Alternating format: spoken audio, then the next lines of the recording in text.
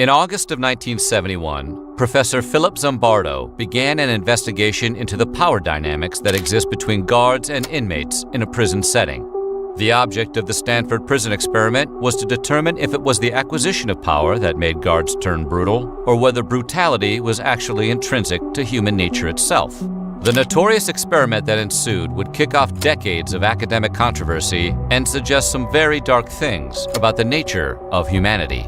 Today, we're going to take a look at why the Stanford prison experiment might be the most disturbing study ever conducted. During the 1970s, both the U.S. Navy and Marine Corps were interested in learning about the hierarchies of power in military prisons. Accordingly, the U.S. Office of Naval Research issued Philip Zimbardo a grant to study the relationships between prison guards and prisoners. The objective would be to determine if those relationships were shaped more by the prison environment or the personalities of the guards. The grant would be used to create a mock prison environment in which to conduct the experiment and to pay the participants. The Stanford prison experiment started with an ad Zimbardo placed in the classifieds. It read, "Male college students needed for psychological study of prison life, $15 per day for 1 to 2 weeks. 70 people applied. The applicants were interviewed and asked to take personality tests. Anyone who had a criminal record or record of abusing narcotics was eliminated, as was anyone who displayed personality disorders, physical disabilities, or psychological problems. Ultimately, 24 college students, all white and all male, were selected to participate. They had no idea what they were getting themselves into."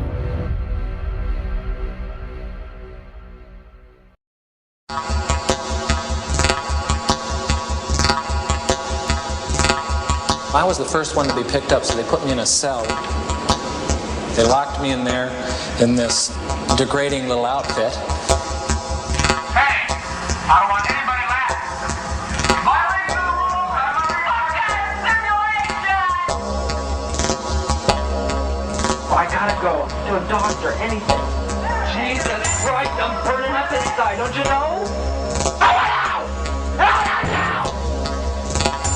I've never screamed so loud in my life.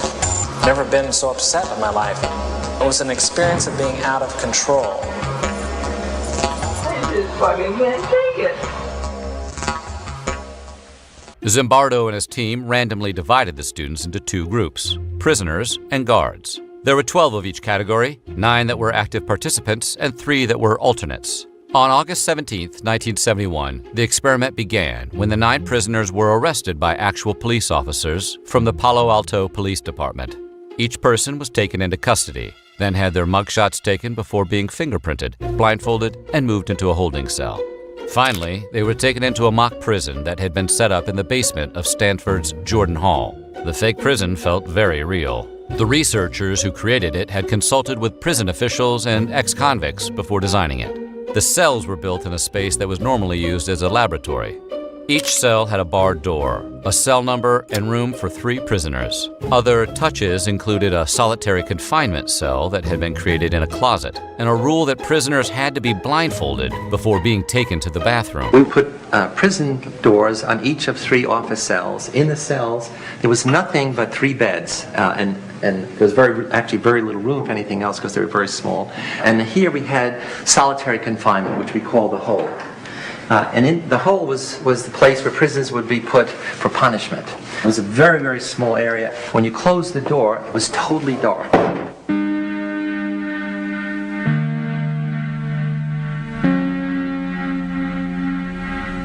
All the guards wore military uniforms, and we had them wear these silver reflecting sunglasses. And what it does is you can't see someone's eyes, and so that loses some of the humanness, the humanity. In general, we wanted to create a sense of power. That is, the guards as a category are people who have power over others, in this case, power over the prisoner. To avoid selection bias, participants were assigned to be either prisoners or guards based on the results of a coin toss. Very different fates awaited each respective group. Guards were given real prison guard uniforms, complete with nightsticks and whistles. Many guards even donned mirrored sunglasses, which were meant to prevent eye contact with the prisoners, or maybe just to look like Boss Godfrey from Cool Hand Luke. Prisoners, on the other hand, were stripped, deloused, and dressed in sandals and an ill-fitting numbered smock.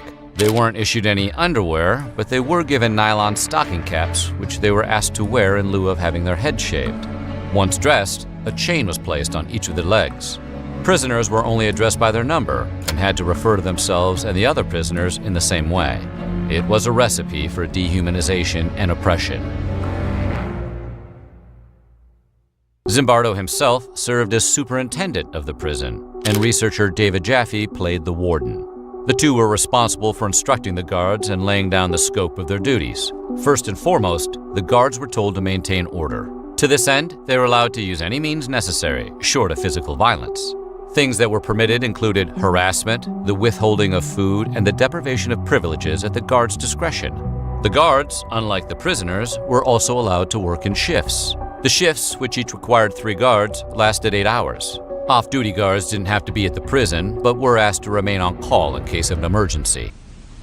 It was a prison to me. It still is a prison to me. I don't look on it as an experiment or a simulation. It's just a prison that was run by psychologists instead of run by the state. I was 20, and that September I was going to college, and it would be nice to have a summer job, but there sure wasn't a lot of time left. And I looked in the want ads, and I found this thing which was just going to fit. It was just 2 weeks. Once you put a uniform on and are given a job to keep these people in line, you really become that person. Once you put on that khaki uniform, you put on the glasses, you take the nightstick.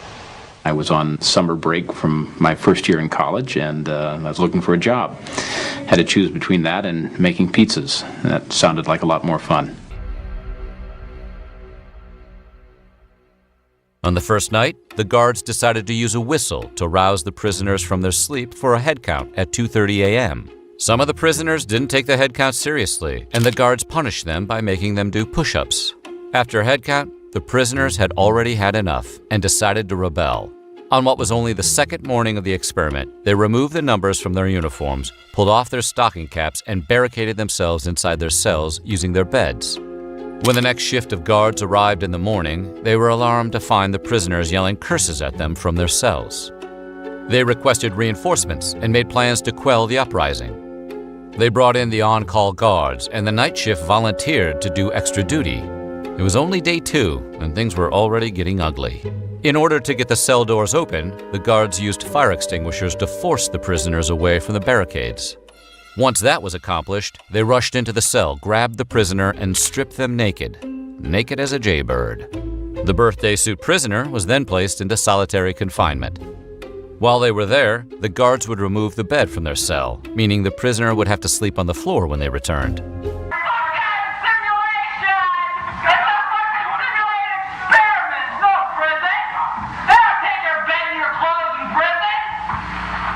Initially, I was stunned.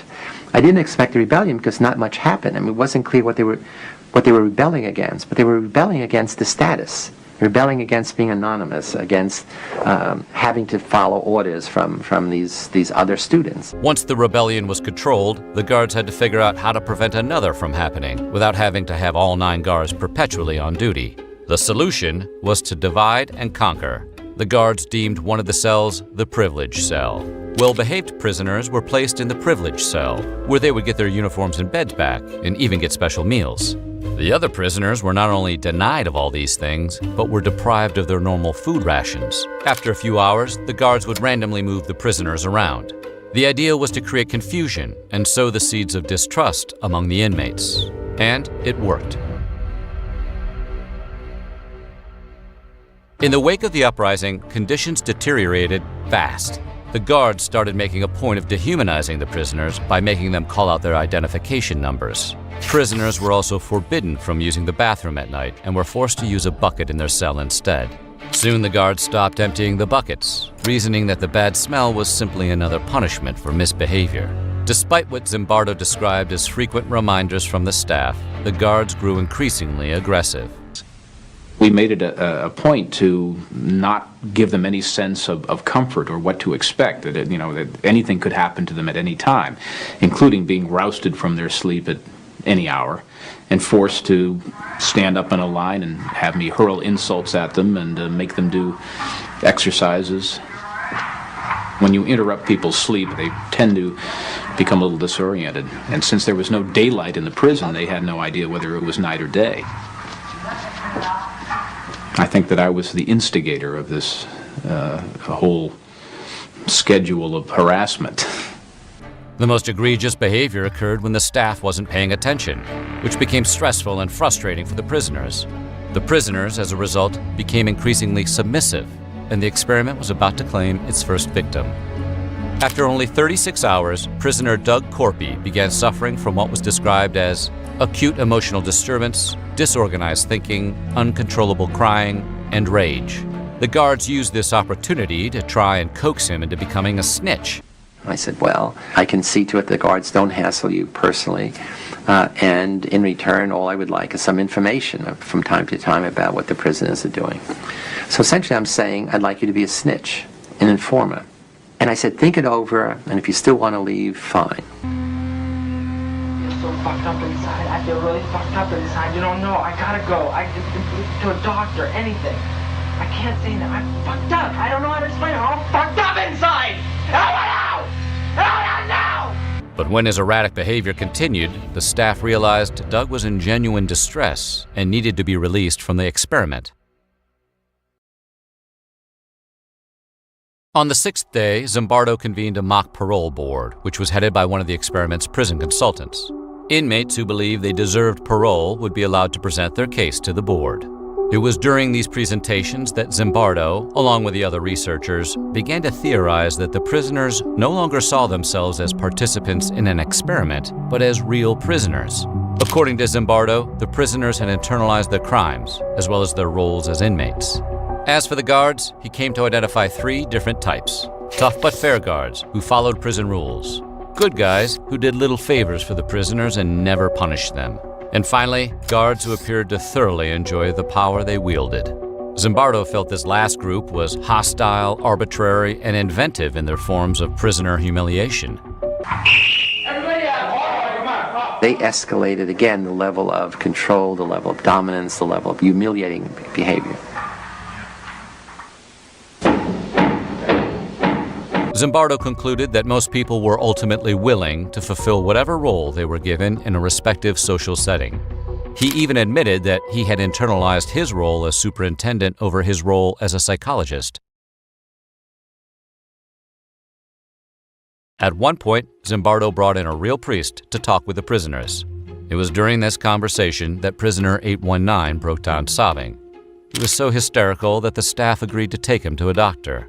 The other inmates, for their part, turned on 819. While I'm interviewing 819 and saying, okay, it's all over, thank you for your participation, I'll give you money for the whole 2 weeks, even though you're leaving early, he hears the prisoners shouting, 819 did a bad thing. Prisoner 819 did a bad thing. Prisoner 819 did a bad thing. Prisoner 819 did a bad thing. And he said, I can't leave. And he's crying. And he says, I can't leave. I said, what do you mean you can't leave? He said, no, I have to go back. Because I don't want them to think that I'm a bad prisoner. And that's when I really flipped out. That in such a short time, a college student's thinking could become so distorted. I said, you're not a bad prisoner. You're not a prisoner. And this is not a prison. And it was this thing where he opened his eyes. And it was just really like a cloud being lifted. Researchers offered to send him home, but 819 surprisingly refused, saying that he couldn't leave because the other inmates had labeled him a bad prisoner.